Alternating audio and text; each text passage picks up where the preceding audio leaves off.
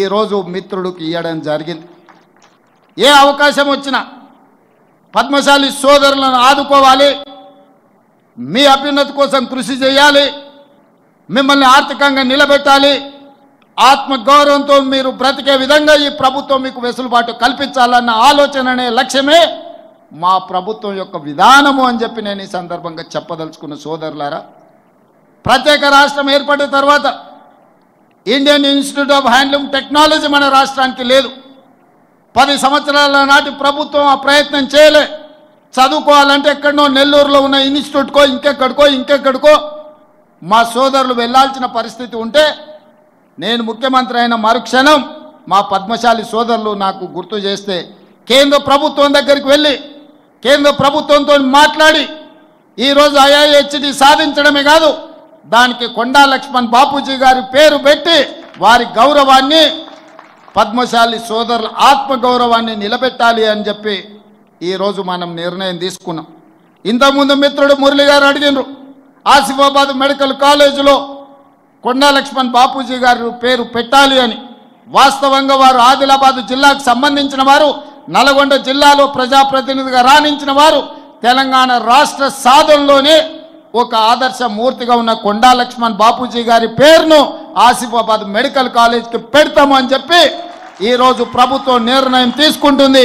ఈ నిర్ణయాన్ని మా పెద్దలు తుమ్మల నాగేశ్వరరావు గారు ప్రభుత్వంలో ఆదేశాలు ఇచ్చే వరకు ఆ బాధ్యతను వారిని తీసుకోమని చెప్పి నేను ఈ వేదిక మీద నుంచి వారికి సూచన చేస్తున్నా.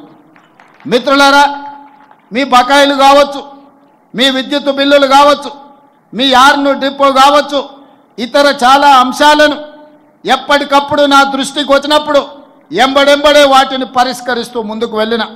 రైతన్నలకు ఎంత ప్రాధాన్యత ఇచ్చినో ఈరోజు మా నేతన్నలను కూడా అంతే ప్రాధాన్యత ముందుకు నడిపించాలని మా ప్రభుత్వ విధానపరమైన నిర్ణయం తీసుకున్నది.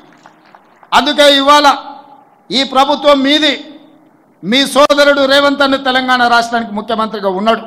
మీకు కావాల్సిన పనులన్నీ చేయించుకోండి, చేయించుకోకపోతే అది మీ తప్పు అవుతుంది, నా తప్పు కాదు. మీరు అడిగింది ఇవ్వడం నా కర్తవ్యం. నా కర్తవ్యాన్ని నిర్వహించడంలో నేను ఎప్పుడు వెనక అడుగు వేయను. మీకందరికీ తెలుసు, కష్టం వచ్చినా నష్టం వచ్చినా ఇబ్బందులు వచ్చినా ఏదొచ్చినా ఎదుర్కొని నిలబడ్డ నేను ఈరోజు మీ అందరి ఆశీర్వాదంతో తెలంగాణ రాష్ట్రానికి 2వ ముఖ్యమంత్రిగా అత్యంత చిన్న వయసులోనే ఈరోజు ఈ బాధ్యత నాకు వచ్చింది. ఈరోజు నాకు ఏ చీకు చింత లేదు, ఏ వ్యసనాలు లేవు, ఏ అవసరాలు లేవు. నాకున్నదల్లా నన్ను ఆశీర్వదించిన ఈ సమాజానికి ఏదన్నా చేయాలన్న తపన తప్ప, నాకు అండగా నిలబడ్డ కుటుంబాలను వాళ్ళ బిడ్డగా ఈరోజు ఆదుకోవాలన్న ఆలోచన తప్ప నాకు ఇంకొకటి లేదు. ఇవాళ నేను ఆశిస్తున్నది మీ అభిమానాన్ని. మీ అభిమానంతో గుండెల్లో పెట్టుకుంటే మీకోసం నిరంతరం పనిచేస్తా, 24 గంటలు పనిచేస్తా, మీ అభివృద్ధిలో భాగస్వామిని అవుతా. మిమ్మల్ని ఏ విధంగా ఆదుకోవాలనో ప్రణాళికలు మీరు తీసుకొని రండి. ప్రభుత్వంలో ఆమోదింపజేసే బాధ్యత నాది. బతుకమ్మ చీరలు నేను ఎక్కువ విమర్శించదలుచుకోలేదు, కానీ ఇచ్చిన చీరలు తీసుకొచ్చి పొలాల గట్లల్లో పిట్టలను బెదరగొట్టడానికి కట్టడం తప్ప మా ఆడబిడ్డలు కట్టుకునే సందర్భం ఎక్కడన్నా ఉందా? కానీ మా నేతన్నల వృత్తి దెబ్బతింటుంది. వాళ్ళకు అంతకుముందు ప్రభుత్వం ఆర్డర్లు ఇచ్చింది, ఈ ప్రభుత్వం వచ్చింది అని ఆపితే అప్రతిష్ట పాలవుతామని చెప్పి మా ప్రిన్సిపల్ సెక్రటరీ గారు, మా ఎరావత్ అనిల్ గారు, అదేవిధంగా మా తుమ్మల నాగేశ్వరరావు గారు నా దృష్టికి వచ్చారు. నేను ఆలోచన చేసిన, నిజంగానే కుల వృత్తులను చేతి వృత్తులను అంతరించి పోనీయొద్దు, వాటిని కాపాడాలంటే ఏం చేయాలని ఆలోచన చేసి ఈ తెలంగాణ రాష్ట్రంలో 65 లక్షల మంది ఆడబిడ్డలు స్వయం సహాయక సంఘాలలో సభ్యులుగా ఉన్నారు. ఆడబిడ్డలకు ప్రత్యేకంగా చీర సారే పెట్టే సాంప్రదాయంలో ఒక్కొక్కరికి 2 మంచి చీరలను ఇద్దాం తుమ్మలన్న. 1,30,00,000 చీరలు మా పద్మశాలి సోదరులకు ఆర్డర్ ఇవ్వండి. ఖర్చు ఎంతైనా పర్వాలేదు, ఖర్చుకు వెనకాడకండి. ఆనాడు బతుకమ్మ చీరలకు 250 రూపాయలు ఖర్చు పెడితే నాకు తెలిసి ఈరోజు 500 నుంచి 600 రూపాయలు ఆ చీర మీద పెట్టుబడి పెట్టి ఈరోజు మనం 600 కోట్ల రూపాయల ఆర్డర్స్ ఈరోజు పద్మశాలి సోదరులకు ఇవ్వడం జరిగింది.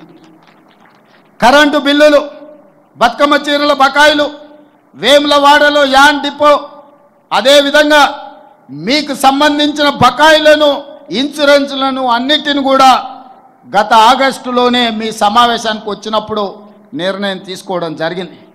ఇక ఈరోజు ఈ సమావేశం బలైన వర్గాలకి వేదిక మీద నుంచి మా పద్మశాలి సోదరులకే కాదు, బలైన వర్గాలకు నేను విజ్ఞప్తి చేయదలుచుకున్నా. మిత్రులారా, ఆనాడు బ్రిటిషర్స్ అధికారంలో ఉన్నప్పుడు 1931లో కులగణన జరిగింది.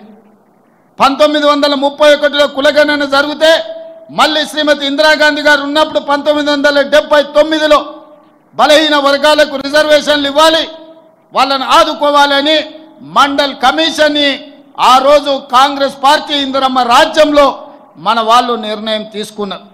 మండల్ కమిషన్ దాదాపుగా 1990 నివేదిక వెలికి తీసుకొచ్చి ఆనాడు మొత్తం బీసీలు 52%, ఇంక్లూడింగ్ ముస్లిం మైనారిటీలు కూడా బీసీలలో ఉన్నారు, వాళ్ళకి 27% రిజర్వేషన్లు ఇవ్వాలి అని మండల్ కమిషన్ రికమెండ్ చేస్తే 27% రిజర్వేషన్ అమలు చేసింది కాంగ్రెస్ పార్టీ. బలహీన వర్గాలకు అండగా నిలబడ్డది కాంగ్రెస్ పార్టీ.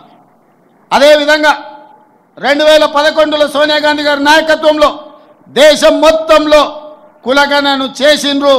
ఆ నివేదిక ఇచ్చే లోపల 2014లో ప్రభుత్వం మారింది. నరేంద్ర మోడీ గారు ప్రధానమంత్రి అయినారు. వారు ప్రధానమంత్రిగా బాధ్యతలు చేపట్టిన తర్వాత 2011లో కాంగ్రెస్ పార్టీ సోనియా గాంధీ గారి నాయకత్వంలో నిర్వహించిన కులగణన సర్వేను ఈరోజు తొక్కి పెట్టిండ్రు, వాళ్ళు కనిపించకుండా చేసిండ్రు. అలాంటిది రాహుల్ గాంధీ గారు భారత్ జోడో యాత్ర సందర్భంగా బలహీన వర్గాల యొక్క కష్టాలను, నష్టాలను చూసి కాంగ్రెస్ పార్టీ తెలంగాణ రాష్ట్రంలో అధికారంలోకి వచ్చిన ఎంబడే